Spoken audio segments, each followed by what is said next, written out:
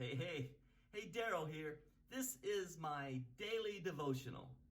These days, we're all familiar with the bell curve. In regards to the coronavirus, trying to pinpoint where we are on the curve. Is the curve rising? Is it lowering? Have we flattened the curve? We are familiar with the bell curve. So I want to ask you, in your relationship with the Lord, in your faithfulness to Him, where are you on the spiritual bell curve? Are you rising? Have you peaked at the top? Are you lowering? Are you down in the valley? Where are you in that relationship on the spiritual bell curve? Sadly, it seems we never stay up here at the peak. It seems in our spiritual bell curve, we're either rising, lowering, or down in the valley. Oh, it's wonderful when we're up here at the peak, at the top of the curve, but we don't seem to stay there very often. Case in point, Jerusalem, during the time of Nehemiah, the Jerusalem wall has been rebuilt. Nehemiah, who had come with permission from the king of Persia, Artaxerxes, to lead in rebuilding the wall, had returned to Persia.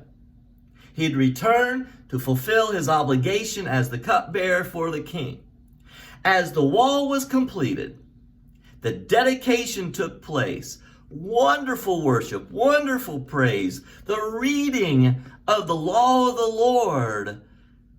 And now, it says in Nehemiah 12, verse 43, on that day a great sacrifice, rejoicing, because God had given them great joy. The women and children also rejoiced. The sound of rejoicing in Jerusalem could be heard far away. And so we could say they're up here near the peak when it comes to that spiritual bell curve. Their joy could be heard a long distance. Now Nehemiah has returned back to Persia. Now there were some rooms set up in that wall. Storerooms. That's where the gifts, the tithes, the offerings, the oil, the wine, the grain was to be brought to support the livelihood of the Levites, the singers, the music ministers, even the gatekeepers, those people who had the job of protecting and ministering in Jerusalem. They had a room set aside for the collecting for their needs and livelihood. Well, now we're coming down on that bell curve. And one of the priests who had a friend named Tobiah, Tobiah was not a friend of Jerusalem. In fact, he was one of the enemies of Jerusalem, along with others who would make fun of those building the wall. He was taunting those building the wall. But yet he was a friend with this priest.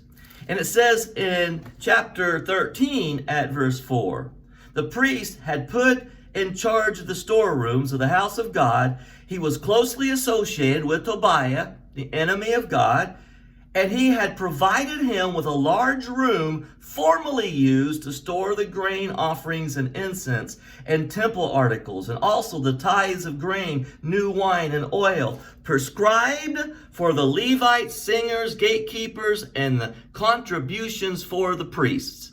And so now they had lost their spiritual edge. They were no longer on the top of the spiritual bell curve. This quickly.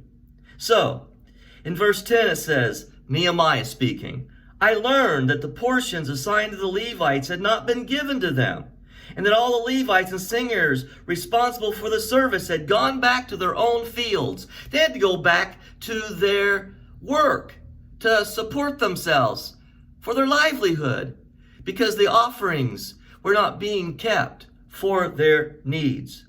And then he called together and stationed all the posts. All Judah brought the tithes and grain, new wine, oil into the storerooms. And then Nehemiah put these people in charge of keeping them safe. They were made responsible for distributing the supplies to their brothers. Here's the point of today's devotional. We need to be conscious of where we are on our spiritual bell curve. It didn't take long after Nehemiah left for them to come back down, and now the priest even was not supplying the livelihood for the singers and the other gatekeepers and such. And now Nehemiah had to return and basically give them a spiritual tongue lashing and bring things back to the way they were supposed to be. Friends, where are you right now on your spiritual bell curve? God bless you. Good day.